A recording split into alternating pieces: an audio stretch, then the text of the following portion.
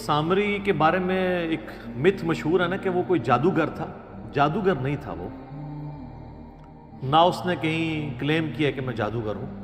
ایک شعبدہ باز تھا وہ، جس نے سیدنا موسیٰ علیہ نبینا وعلیہ الصلاۃ والسلام کے کوہ طور پہ جانے کے بعد ان کی امت کو، ظاہر ہے کہ وہ آپ علیہ السلام کے صحابہ کرام ہی تھے، فتنے میں مبتلا کر دیا، اس حال میں کہ ان کے اپنے چھوٹے بھائی، بلکہ بڑے بھائی، منصب نبوت کے اعتبار سے چھوٹے تھے، عمر میں ان سے بڑے تھے، سیدنا ہارون علی نبینا وعلیہ الصلاۃ والسلام، وہ بھی ان میں موجود تھے. اس کے باوجود اس نے اس قسم کا فتنہ ان میں ڈالا کہ وہ قوم بنی اسرائیل جو ہے وہ اس فتنے کے اندر مبتلا ہو گئی.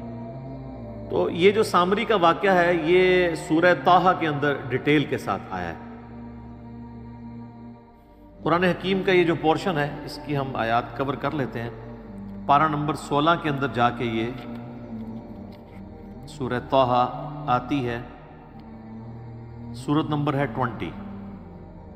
اس میں آیت نمبر ہے 83 سے لے کے 98 تک. اس میں یہ پورا واقعہ ہے. اس کو جلدی جلدی ہم کور کر لیتے ہیں تاکہ سمجھ آ جائے کہ یہ واقعہ ہوا کیا تھا.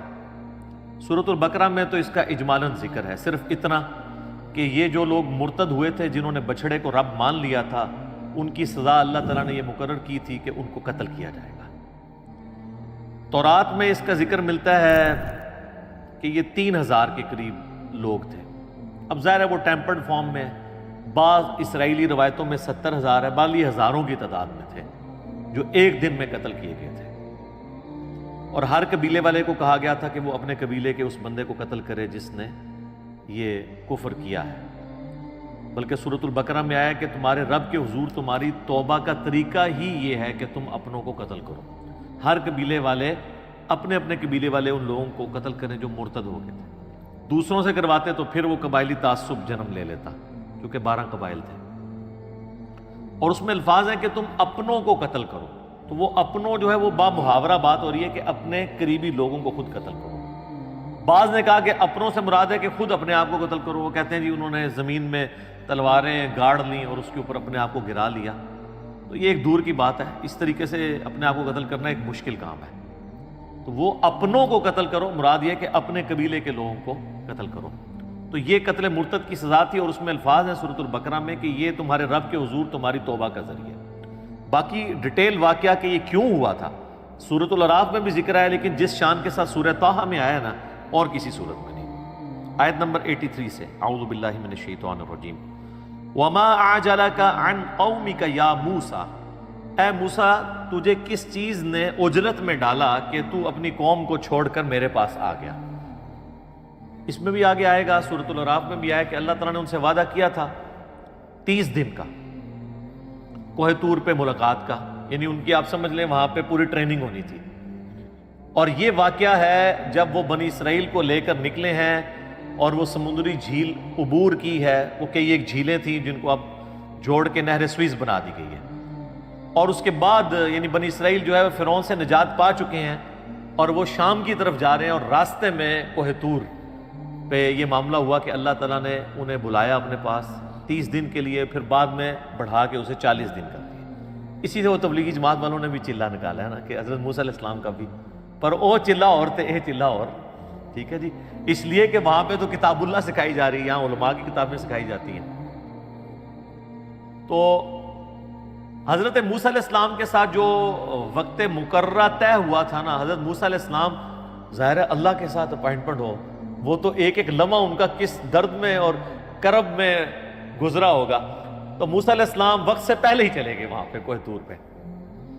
لیکن اللہ تعالیٰ تو آپ کو پتہ ہے اپنے معاملہ، اللہ کا تو کوئی رشتہ دار نہیں ہے جو ہم بار بار بات کرتے ہیں. حتیٰ کہ سورہ یونس میں ہے کہ اللہ تعالیٰ فرماتا ہے یہ کبھی ہوا ہی نہیں ہے کہ ہم کسی قوم کے لیے عذاب کا فیصلہ کر دیں اور وہ عذاب اس سے ٹل جائے سوائے قوم یونس کے. اور وہ اس لیے کہ یونس علیہ السلام نے اللہ تعالیٰ کی وحی کا انتظار کیے بغیر اپنا وہ علاقہ چھوڑ دیا تھا. تو یہ جو یونس علیہ السلام کی اجتہادی خطا تھی، اس ٹیبٹ کو اللہ تعالیٰ نے ان کی قوم کے لیے کریڈٹ بنا دیا کہ عذاب کے آثار نمایاں ہو گئے، لیکن چونکہ یونس علیہ السلام پہ وحی نہیں آئی تھی تو وہ آیا وہ عذاب ٹل گیا. حالانکہ اللہ تعالیٰ ماتا ہے نہ اس سے پہلے نہ اس کے بعد کبھی نہیں ہوا کہ عذاب ٹلے، چونکہ پیغمبر نے اجتہادی خطا کی، اس کا بینیفٹ ان کی امت کو مل گیا. لیکن موسیٰ علیہ السلام کے کیس میں پیغمبر نے اپنے حق میں بہتری چاہی کہ میں اپنے رب کے پاس پہلے چلا جاؤں. تو اس ڈیبٹ، اس کریڈٹ کا جو ڈیبٹ ہے وہ اس اعتبار سے امت کے اوپر پڑ گیا، ان کے اوپر خود بھی اس اعتبار سے کہ ان کے لیے تو ٹینشن تھی نا کہ ان کی قوم گمراہ ہوئی ہے.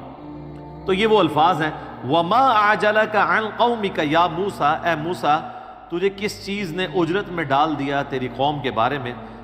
قَالَ هُمْ أُولَٰئِ عَلَىٰ أَثَرِي وَأَعْجِلْتُ إِلَيْكَ رَبِّي لِتَرْضَىٰ. انہوں نے کہا کہ اے اللہ میری قوم میرے پیچھے نقش قدم پہ چلتی آ رہی ہے، وہ بھی میرے تک آ پہنچے گی، اور میں نے یہ جو اجرت اختیار کی تو اے میرے رب تیری رضا چاہنے، میں تو جلدی تیرے پاس آنا چاہتا تھا. اور آپ کو پتہ ہے اسی موقع پہ، یہاں تو نہیں ہے سورۃ الاعراف میں، کہ انہوں نے اللہ تعالیٰ کی زیارت کی بھی تمنا کر دی تھی کہ اللہ میں تجھے دیکھنا چاہتا ہوں. تو اللہ تعالیٰ نے فرمایا کہ اس پہاڑ کی طرف، کوہ طور کی طرف دیکھ، اگر یہ قائم رہتا ہے نا پھر تو سوچنا تو مجھے دیکھ سکے گا. اور وہ پہاڑ جو ہے وہ ریزہ ریزہ ہو گیا اللہ تعالیٰ کی تجلی کی وجہ سے، اور اس کے انڈائریکٹ مشاہدے کی وجہ سے موسیٰ علیہ السلام بے ہوش ہو گئے. یہاں پہ وہ واقعہ سکپ ہے، لیکن وہ اسی 40 والا جو 40 دن کا چلہ آپ اسے کہہ لیں، اس کے اندر ہی یہ ہوا تھا. قَالَ فَإِنَّا قَدْ فَتَنَّا قَوْمَكَ مِن بَعْدِكَ وَأَضَلَّهُمُ السَّامِرِيُّ. تو پھر اللہ تعالیٰ نے فرمایا کہ بے شک ہم نے تیرے بعد تیری قوم کو فتنے میں ڈال دیا، آزمائش کے اندر، اور انہیں سامری نے گمراہ کر دیا. اب ظاہر ہے گمراہ تو سامری نے کیا ہے، اور اللہ تعالیٰ کہہ رہے ہیں میں نے فتنے میں ڈال دیا. اس طرح کی جتنی قرآن پاک میں آیات ہیں نا جن کے اندر آیا کہ اللہ تعالیٰ گمراہ کر دیتا ہے، اس سے مراد یہ ہے کہ وہ لوگ خود گمراہی کمانا چاہتے ہیں تو اللہ تعالیٰ کی ڈیوائن مور ان کے اوپر لگتی ہے. اللہ نے تو آزمانا ہے انسان کو. وَلَنَبْلُوَنَّكُمْ بِشَيْءٍ مِّنَ الْخَوْفِ وَالْجُوعِ وَنَقْصٍ مِّنَ الْأَمْوَالِ وَالْأَنفُسِ وَالثَّمَرَاتِ. ہر طریقے سے اللہ تعالیٰ نے آزمانا ہے. تو ذریعہ کوئی بھی بن جاتا ہے، شیطان بھی ایک ذریعہ بنا ہوا ہے آزمائش کا. تو ان آیات کا مقصد یہ ہوتا ہے کہ اس سے یہ رزلٹ نکالنا چاہیے کہ اللہ تعالیٰ چاہتا تو اس فتنے کو ٹال بھی سکتا تھا، لیکن اللہ نے اس فتنے کو آزمائش بنا دیا. ورنہ زبردستی تو کوئی اس طریقے سے نہیں کر سکتا، نہ اللہ زبردستی کرتا. یعنی اگر اللہ تعالیٰ زبردستی کرنا چاہتا تو اس فتنے سے قوم کو ٹال سکتا تھا، لیکن ان کے لیے ایک آزمائش بن گئی. فرجع موسیٰ الی قومہ غضبان آسفا. پس موسیٰ علیہ السلام لوٹے اپنی قوم کی طرف غصے کی حالت میں اور غم کی حالت میں، غضب کی حالت میں. اچھا اس سے یہ پتہ چل رہا ہے کہ وہ 40 دن کا جو ان کی اللہ کے ہاں صحبت تھی نا، اس کے اینڈ پہ اللہ تعالیٰ نے ان کو یہ بات بتائی ہے. ورنہ تو وہ 40 دن بھی ان کے بیچارے کے ٹینشن میں گزرتے، کس طرح وہ 40 دن گزارتے تو فوراً واپس ہی آتے گئے. یہ اینڈ پہ یہ بات کی ہے کیونکہ اس کے ساتھ ہی ذکر ہے کہ وہ فوراً پلٹے، تو ظاہر ہے کہ وہ 40 دن گزارنے کے بعد پلٹے. قال یا قوم الم یعدکم ربکم وعدا حسنا. انہوں نے کہا میری قوم کیا تمہارے رب نے تم سے اچھا وعدہ نہیں کیا ہوا تھا؟ یعنی جو توحید کی بدولت ہمیشہ کی کامیابیاں تمہاری مقدر ہونے والی ہیں، کیا تم نے ان وعدوں کو جھوٹا سمجھ لیا کہ تم نے اتنی گری ہوئی حرکت کی کہ ایک بچھڑے کی عبادت شروع کر دی، اور وہ بھی میٹل کا بنا ہوا؟ افطال علیکم العہد ام اردتم ان یحل علیکم غضب من ربکم فاخلفتم موعدی. کیا تم پہ میرے جانے کے بعد اتنا لمبا عرصہ گزر گیا تھا کہ تم وہ عہد توڑ بیٹھے؟ میں کوئی ہزاروں سال کے لیے تو نہیں چلا گیا تھا، 40 دن کے لیے گیا ہوں. 40 دن میں ہی تم نے پیچھے سے یہ معاملہ کر دیا. اور کوئی عام لوگ نہیں ہے، صحابہ ہیں، پیغمبر کی صحبت کی ہوئی ہے، اور ایک پیغمبر بھی بیچ میں موجود ہے، ہارون علیہ السلام. یا تم نے ارادہ کیا کہ تم خود اللہ کا عذاب اپنے اوپر حلال کر لو، اللہ کا غضب، اور تم نے میرے ساتھ جو وعدہ کیا تھا اس کی تم نے مخالفت کر دی. قالوا ما اخلفنا موعدک بملکنا وَلَكِنَّا حُمِّلْنَا أَوْزَارًا مِّن زِينَةِ الْقَوْمِ فَقَذَفْنَاهَا فَكَذَلِكَ أَلْقَى السَّامِرِي۔ وہ کہنے لگے کہ ہم نے کوئی آپ کے ساتھ وعدے کی مخالفت نہیں کی، بلکہ ہوا یہ کہ ہمارے پاس جو قوم کے زیورات ہم نے ان کا وزن اٹھایا ہوا تھا، ظاہر ہے ایک لمبا پیریڈ ان کو سفر کرنا پڑ رہا ہے ریگستان میں، اور انہوں نے اپنی قوم کے جو زیورات اٹھائے ہوئے تھے، عورتوں نے بھی پوری زیورات میں لدی ہوئی تھی، تو وہ انہوں نے ارادہ کیا ہوگا کہ اسے ایک جگہ جمع کر دیا جائے تاکہ ایک ہی اونٹ پہ اسے رکھا جائے اور پگھلا کے اسے جمع کر کے ایک جگہ کمبائنڈ فارم میں آ جائے، اور بعد میں جس کا جتنا سونا اور چاندی ہے اتنا اسے توڑ کے دے دیا جائے گا۔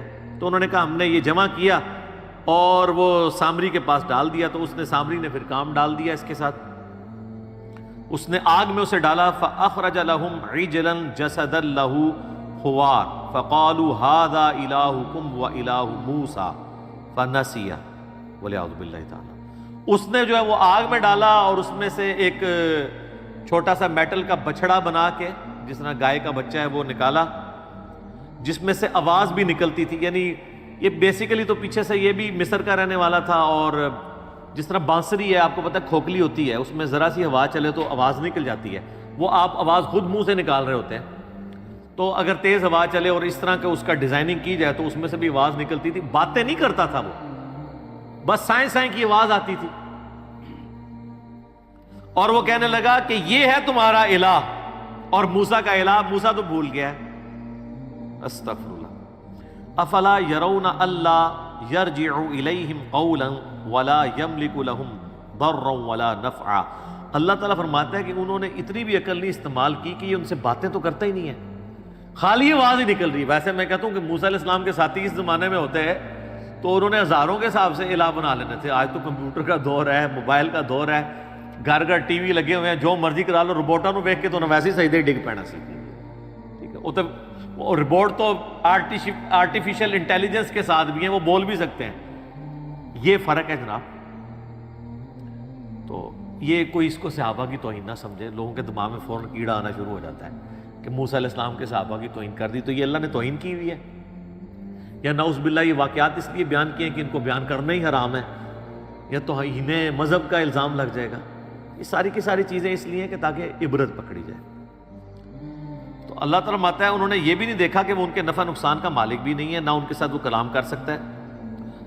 وَلَقَدْ قَالَ لَهُمْ هَارُونُ مِنْ قَبْلُ، اور حضرت موسیٰ علیہ السلام کے آنے سے پہلے ہی ہارون علیہ السلام بھی ان پہ کوشش کر چکے تھے۔ انہوں نے اپنی قوم سے کہا یا قومی انما فتنتم بہ، اے میری قوم اللہ نے تمہیں اس کے ذریعے آزمایا ہے۔ اب اس میں چیز بھی کوئی ایسی نہیں تھی، لیکن بس وہ آزمائش میں پڑ گئے۔ وَإِنَّ رَبَّكُمُ الرَّحْمَنُ فَاتَّبِعُونِي وَأَطِيعُوا أَمْرِي، تمہارا رب تو وہ رحمان ہے، پس میری اتباع کرو اور میرے حکم کی جو ہے وہ میرے تابع فرمان بن جاؤ۔ تو ہارون علیہ السلام کی بات انہوں نے نہیں سنی، یعنی ہارون علیہ السلام کو تو پتہ تھا کہ یہ آزمائش ہے، لیکن دو گروہ بن گئے، دو پارٹیاں بن گئی۔ قالوا لن نبرح علیہ عاکفین حتی یرجع الینا موسیٰ، انہوں نے کہا کہ ہم اس وقت تک اس بت پہ، اس بچڑے کے اوپر اعتکاف کر کے دھیان رکھ کے بیٹھے رہیں گے یہاں تک کہ موسیٰ علیہ السلام آ کے ہمیں خود نہ منع کرے۔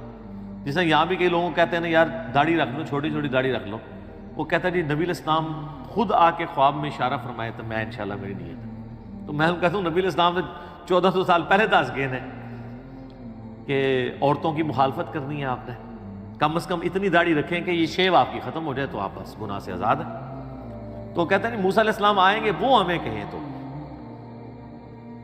قال یا ہارون ما منعک اذ رأیتم ضلوا، اب موسیٰ علیہ السلام نے تو انہوں پتا ہے پھر غصہ جلال، انہوں نے کہا پہلے تو میں ذرا اپنے بھرا نوں پوچھا کہ میں تیری ڈیوٹی لا کے گیا سا، تو کیا کیتا ہے؟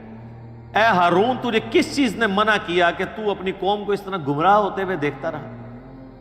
اللہ تتبعن، کہ تو میرے پیچھے ہی آ جاتا مجھے بتانے کے لیے کہ تواڈے ساتھیوں نے پیچھے کم پاتا ہے۔ افعصیت امری، کیا تو نے میرے حکم کی نافرمانی کی؟ قال یا ابن ام لا تأخذ بلحیتی ولا برأسی، انہوں نے کہا اے میرے ماں جائے، یعنی ایک محاورتاً بات کہ ہم دونوں کی ماں ایک ہے، یعنی ہم سگے بھائی ہیں آپس میں، مت کھینچ میری داڑھی اور میرے سر کے بالوں. یعنی موسیٰ علیہ السلام نے صرف آپ کو بتایا ان کا تو جلال تھا صرف کہنے پہ نہیں ہے، انہوں نے ان کو سر کے بالوں سے، زلفوں سے اور داڑھی سے پکڑ کے نا خوب جھنجھوڑا. اچھا، اس سے مٹھی داڑھی بھی ثابت ہو جاتی ہے کیونکہ چھوٹی داڑھی سے پکڑی نہیں جاتی. تو انبیاء کرام کی تو مٹھی ہوتی تھی، لیکن چھوٹی بھی کوئی رکھ لیتا تو داڑھی کے حکم میں وہ شامل ہے. افضل یہ ہے کہ مٹھی رکھے. تو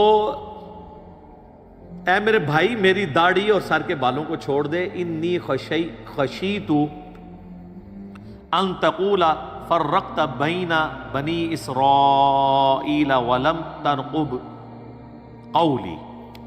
تو انہوں نے کہا کہ مجھے یہ ڈر ہوا کہ تو مجھے یہ نہ کہہ دے کہ تو نے جو ہے وہ میرے جانے کے بعد بنی اسرائیل میں تفرقہ بازی ڈال دی ہے، اور میرے جو تمہارے ذمہ میں ڈیوٹی کر کے گیا تھا تم نے وہ ڈیوٹی نہیں پوری کی. ان کو یہ بھی خطرہ تھا کہ میں اگر نکل جاتا ہوں پیچھے حالات مزید نہ خراب ہو جائیں، تو میری موجودگی سے کم از کم میرے حامی جو ہیں وہ تو ایٹ لیسٹ اس کام سے رکے رہیں گے نا. تو موسیٰ علیہ السلام یہ اجتہاد کر رہے تھے کہ تمہیں مجھے آگے بتانا چاہیے تھا.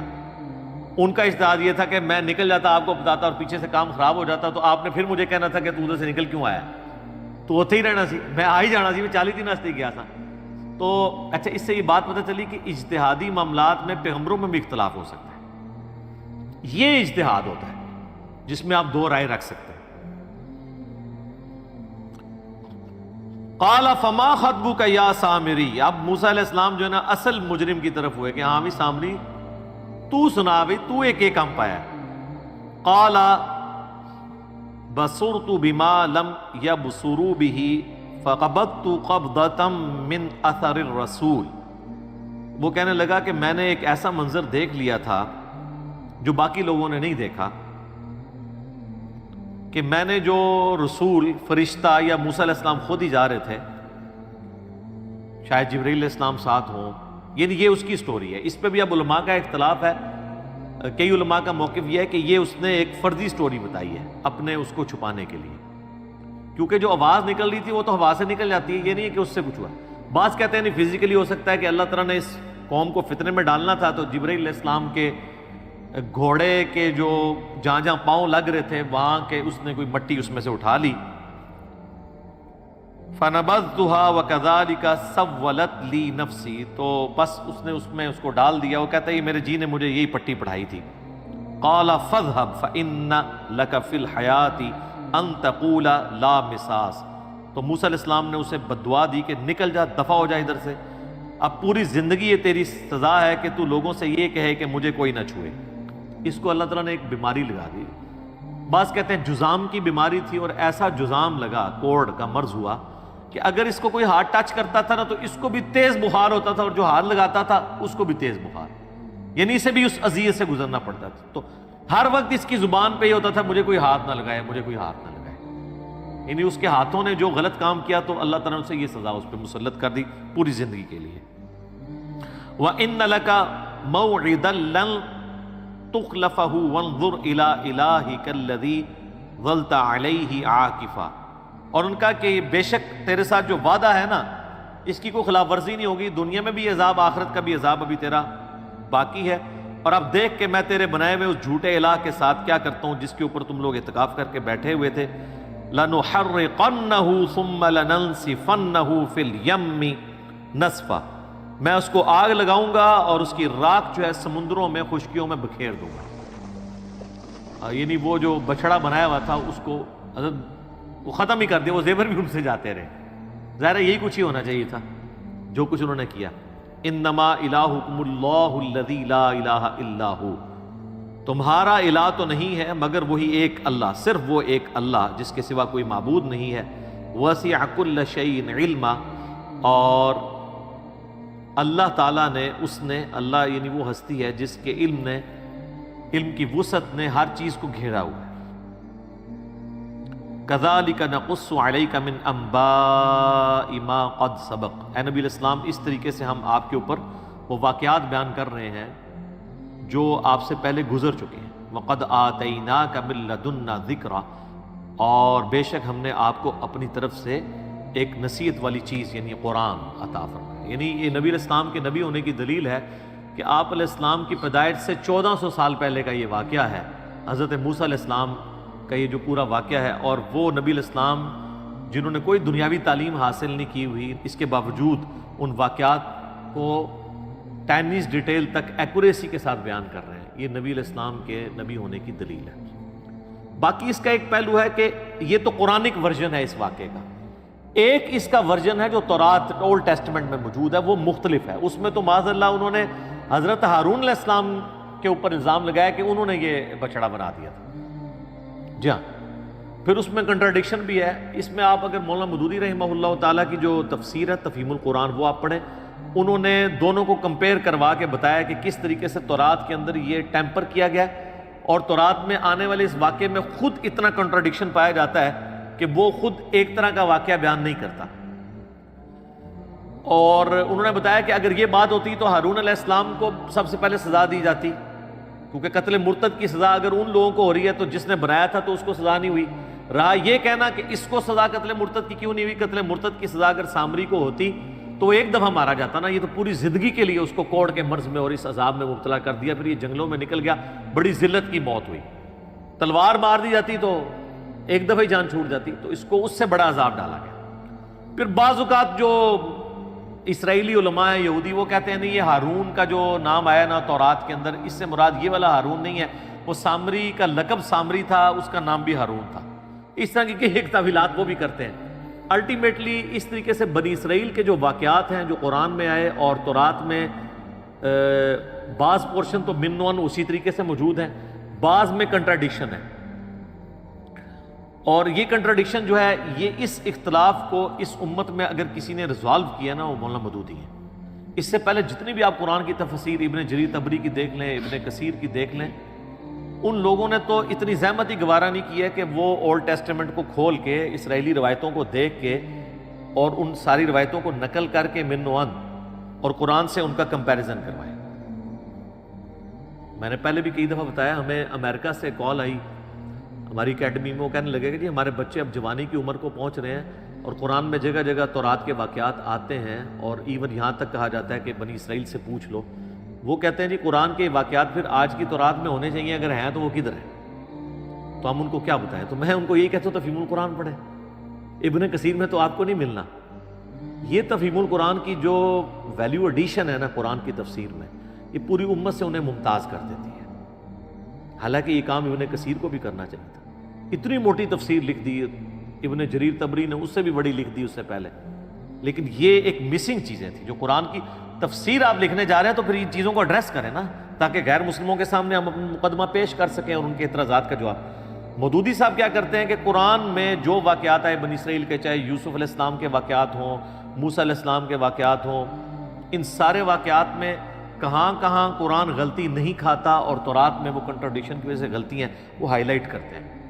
اور اس کی وجہ سے کم از کم جو یہود و نصارہ کے علماء کا اعتراض ہے کہ قرآن نبی علیہ السلام نے تورات اور انجیل سے چوری کر کے عربی میں لکھا ہے، یہ اسی واقعات کو اس نے عربی میں لکھ دیا، یہ اس کی خود لکھی ہوئی تصنیف ہے، یہ اللہ کی طرف سے نازل نہیں ہوئی ہے، اس کا منہ توڑ جواب اگر کسی نے دیا ہے نا تو مولانا مودودی ہیں کہ اگر یہ چیزیں ہیں تو جو چیزیں خلاف عقل بھی تورات کے اندر آئی ہیں، اگر کوئی ڈیٹو کاپی وہ مارنے والا کوئی بندہ انسان ہوتا تو وہ غلطیاں بھی نقل کرتا نا اس طریقے سے، وہ تو بالکل مختلف بات کر دیتا ہے، بالکل ایک طرح کی بات چل رہی ہوتی ہے، اچانک قرآن کا ورژن کچھ اور آ جاتا ہے اور تورات کا اور آ جاتا ہے، پھر آگے چل کے پھر سیم ہو جاتا ہے۔ تو وہ غلطیاں کیوں نہیں کاپی کرتا؟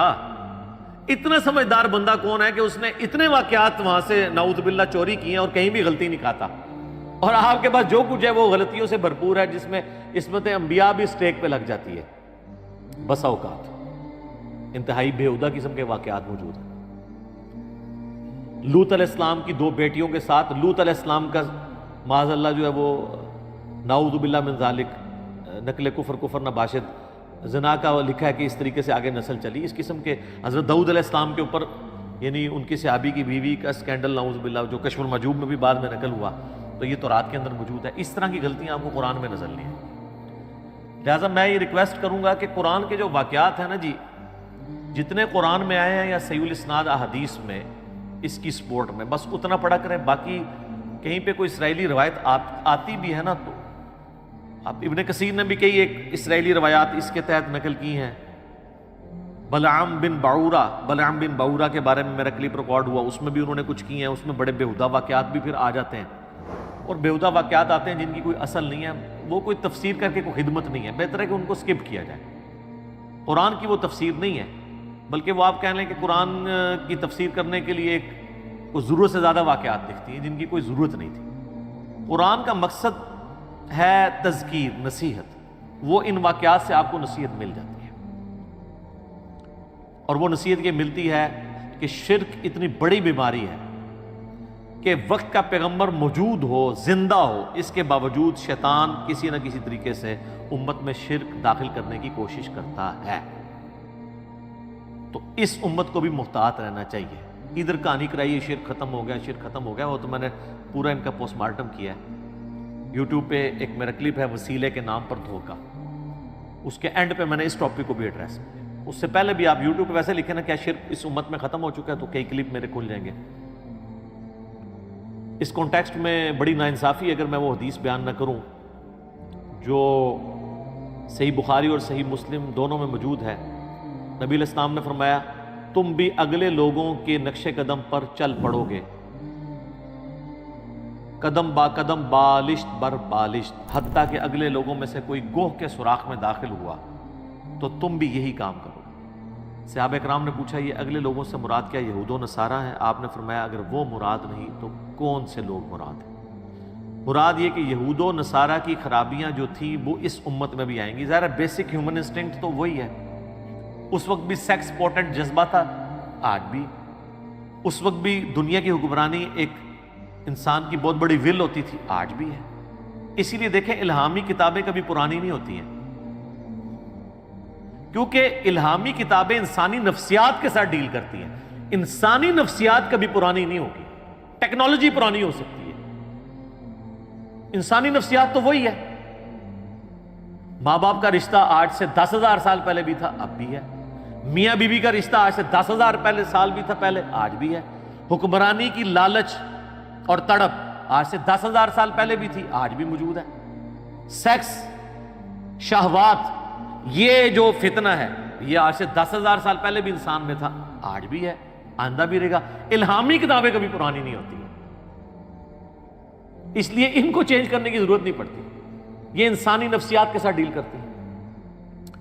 تو نبی علیہ السلام فرمایا میری امت بھی وہی کام کرے گی. اس میں بعض لوگوں نے دھوکہ دیا کہ جی اس سے مراد یہود و نصارہ کا فیشن ہے.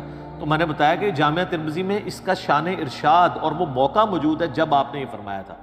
جامعہ ترمذی میں حدیث ہے غزوہ حنین کے موقع پر نبی علیہ السلام کی وفات سے 2-2.5 سال پہلے، فتح مکہ کے بعد 8 ہجری میں یہ ہوئی ہے غزوہ حنین، اسی سال ہوئی ہے.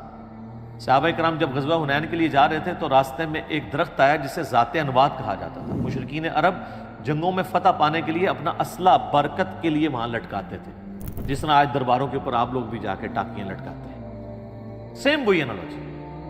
تو صحابہ نے کہا یا رسول اللہ آپ ہمارے لیے بھی کوئی اس طرح کا درخت مقرر کر دیں، برکت ہم اس سے حاصل کریں. آپ نے کہا سبحان اللہ. یہ جب نبی علیہ السلام اس طرح کے موقع فرماتے تھے یہ آپ کے جلال کا اظہار، اللہ پاک ہے، کیا شرکیہ بات ہے. یہ محذوف ہے سبحان اللہ عما یشرکون، یہ بریکٹ میں. آج تو تم نے وہی بات کر دی جو موسیٰ علیہ السلام کے ماننے والوں نے کی تھی کہ جب وہ ایک جگہ سے گزرے اور انہوں نے دیکھا کہ کچھ لوگ بتوں پہ اعتکاف کیے ہوئے بیٹھے ہیں. انہوں نے کہا اے موسیٰ آپ ہمارے لیے بھی ایک بت مقرر کر دیں اللہ کا، اس کے اوپر ہم دھیان کر کے بیٹھ جائیں. تو حضرت موسیٰ علیہ السلام نے کہا تھا اے اللہ اس جاہل قوم سے میں تیری پناہ میں آتا ہوں. سورۃ الاعراف آیت نمبر 138. اچھا حضرت موسیٰ نے اسی وقت بھانپ لیا تھا یہ جاہل قوم ہے. یہ جو اعتکاف والا جو واقعہ ہوا تھا نا کہ انہوں نے ریکویسٹ کی تھی، یہ ان کے بچڑے کو خدا بنانے سے پہلے ہو چکا ہوا تھا واقعہ. اس کے بعد جب انہوں نے دال لگا انہوں نے کام پا ہی لیا سامری کے ذریعے. تو نبی علیہ السلام نے اس موقع پہ جامعہ ترمذی میں آتا ہے کہ فرمایا کہ تم بھی اگلے لوگوں کے پیچھے چل پڑو گے. یعنی جو شرکیہ عقائد اور مشرکانہ رسومات اگلی قوموں میں تھی اس قوم میں بھی آئیں گی اس امت میں. تو سر دیکھ لیں کوئی ایک بات بتائیں جو اگلی قوموں میں تھی اور یہاں پہ موجود نہیں ہے. کوئی ایک چیز بتائیں. اگر وہ بتوں کے آگے جھکتے تھے تو آپ کے لوگ بھی قبروں میں جا کے سجدے کر رہے ہیں. فزیکلی وہ بت نہیں بنایا لیکن کسی اور فارم میں تو بنا ہی لیا, اور ان مزاروں پہ رکھے ہوئے پتھروں کو چاٹتے ہیں. اور تو اور آپ کے پرائم منسٹر صاحب کتنے پڑھے لکھے بندے ہیں, وہ فرید الدین گنج شکر کے مزار کے اوپر جا کے ان کی وائف نے انہیں گرا دیا, ایک پڑھے لکھے بندے کو, جس نے اسلامک ہسٹری کے اوپر کتاب لکھی ہوئی ہے, جو ہمیں جو ہے وہ لیکچرز کے اندر جو ہے وہ جنگ یرموک اور قادسیہ, رومنز اور پرشین امپائر کی جنگوں کے حوالے دیتے ہیں. اور کہاں پہ بھی اس میں میری ویڈیو آ گئی تھی. تو یہ نیچے تک چیزیں ٹریول کرتی ہیں. تو اس واقعے سے آپ نے یہ عبرت حاصل کرنی تھی کہ شرک اتنی خطرناک چیز ہے کہ وہ کسی بھی وقت داخل ہو سکتی ہے, حتیٰ کہ وقت کا پیغمبر بھی موجود ہونا تب بھی یہ داخل ہو سکتی ہے. تو سر آج تو پیغمبر موجود نہیں ہے, تو آج بھی داخل ہوگی اور ہوئی بھی نظر بھی آتی.